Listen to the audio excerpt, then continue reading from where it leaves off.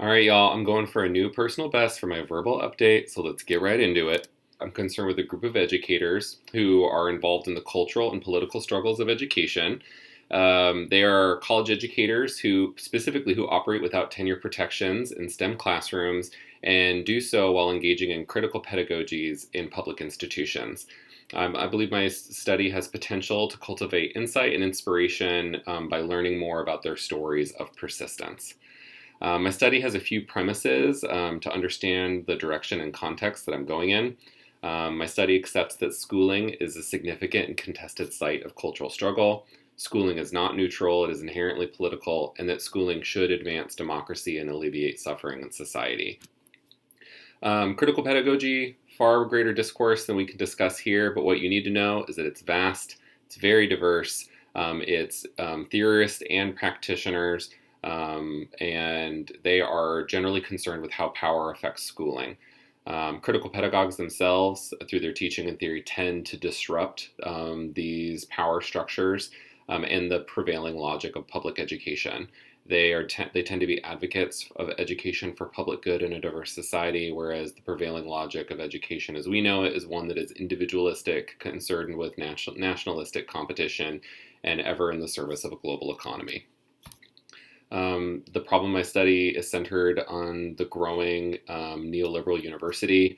Again, a huge discourse to condense here. What you need to know, it's 40 years of economic policy that have inculcated a prevailing market rationality that influences all domains of society, the ways that we think, and higher education is no exception. And neoliberalism essentially is the financialization of everything that orients all functions of society towards issues of labor and consumption. There's broad implications for our education. I draw your attention to learning and inquiry. Students become autonomous and flexible market products. Learning becomes self-interested rather than in the service of the public good. And as a result, the market influences what is taught and how it's taught. Similarly, inquiry in the academy becomes a commodity, and knowledge is produced with a logic of supply and demand, and the market influences what is worth knowing and how it can be known. We believe in critical pedagogy. We're in the neoliberal university. Neoliberalism is bad for critical pedagogy. That's the gist. But the ideal conditions for critical pedagogy are in intrinsically motivated environments, reciprocal learning communities. Outcomes of the space are respected and honored by the institution. Teachers are postured as public intellectuals who are flexible and deep in their knowledges and able to respond to the dynamics of a very curious and diverse classroom. And that is not complemented by the bleak trajectories of the neoliberal university, which is increasingly depersonalized, decentralized, decontextualized, technocratic, transactional. Huge classrooms, narrowing scope of content, and hyper-specialization. Teachers are technical, disempowered, and they're vulnerable because they're in short-term labor contracts. Not ideal conditions to engage in critical pedagogies, which we said earlier in the presentation is essential. This corresponds with hard times for the liberal arts. Liberal arts and the humanities historically has been the readout, the oasis, the warehouse of critical pedagogies, largely because it's traditions that value social critique, social and historical contextualization of knowledge, and engaging multiple ways of knowing. Humanities, not to be dramatic, is in a crisis. It's experiencing disproportionate funding, elimination of functions, the greater proportion of short-term labor contracts, waning enrollments compared to other functions of the academy. Universities are increasingly reprioritizing STEM.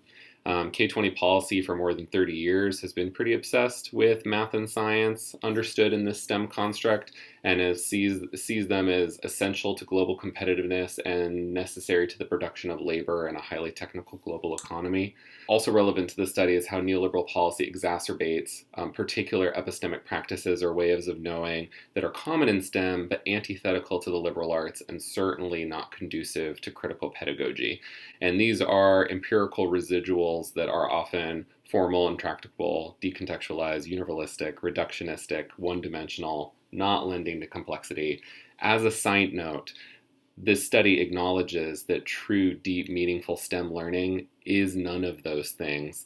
But again, capitalism, neoliberalism is not in the interest of deep knowledges. It's interested in knowledges for the production of wealth, and that draws on epistemic values that don't represent the best of any academic tradition.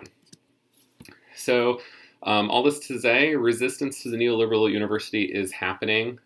Good work is taking place in all disciplines, and this includes STEM. But what we need to know is who's doing it, what does it look like, and how do they persist? This study is an inquiry of imagination, and it's to reveal the persistence of educators in extreme economic, social, and epistemic conditions. When I think of why STEM and why this focus, I think of STEM as the New York City of critical pedagogy. If you can make it here, you can make it anywhere. Mapping critical pedagogy in STEM might make the praxis more real, more relatable, more appealing to people who never thought it possible in those spaces. And in learning more about the lives and experiences of people in these spaces, we might also be able to confront obscure and unnecessary barriers that might inform some positive, sustainable structural change. So who are these people in the 10,000 foot, and we won't get into it here. Deleuze and Guattari might call them the outsiders within. Foucault might call them resistors of the truth regimes. I had to sleuth through a lot of information to figure out exactly who I'm talking about, and right now the best way I can describe them are practitioners who approach their work with a Freirian humanistic perspective of social science, and they do that through the exploration of socio-scientific issues, commonly referred to as SSIs in the literature. Their praxis engages learning and critical reflection, dialogue, and action relative to those SSIs. And their work is beyond popular practice. So SSI is very common in the literature, has been for more than 15 years. But the implementation of that type of STEM learning falls very short of the kind of the envisioned critical power analysis of critical pedagogy and demonstrable action towards social change. The study, hopefully, in addition to producing a greater imagination, possibility, and making their work thinkable, hopefully the study will produce hope. It will explore new practices, novel practices, and new terrains for critical pedagogy, and might invigorate advocacy spaces. Faculty developers, graduate preparatory programs, administrators who are gatekeepers might find meaning, value, recommendation, perhaps, in the work of this study. So hopefully the research question is obvious at this point. How do non-tenure track STEM educators with a critical praxis thrive in higher education? How did their praxis develop? What does their praxis look like, and how do they persist? I'm recommending a two-phase study, but I will say that I'm very ambivalent about my methodology at this point, but I am going to share with you what I've been working on currently, but I may or may not move in a narrative direction for issues of feasibility. I'm currently thinking about adapting Lawrence Lightfoot's approach of portraiture. It's a rigorous qualitative methodology that blurs ethnography, phenomenology, and narrative inquiry. It centers on the relationship between the subject and the artist of a portrait, and how there's a tension between how the subject sees themselves and how the artist sees them, and in that dialogue produce a very rich and insightful and illustrative representation of the issue. And also the even dreamier part of this two-phase study is an application of arts-based educational research.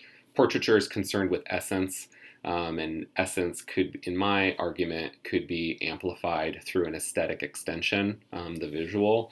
John Kinchelow, who is a critical pedagogical theorist, is also an advocate of Deleuze's notion of bricolage, which is a type of epistemic pluralism that in its richness and complexity does greater justice to the representation of a person or an issue, and so on and so forth. And so I like the idea of blending the narrative and the visual together to bring in new audiences and to engage deeper, richer, more meaningful reflection. Aber and portraiture lend to one another because not only do they resist values that are historically empirical, they are not empirical, they resist empiricism, that's different, but they strive for evocation, generativity, empathy. They're very complex, and portraiture, arts-based research, and critical pedagogy have similar resistance values in that thread.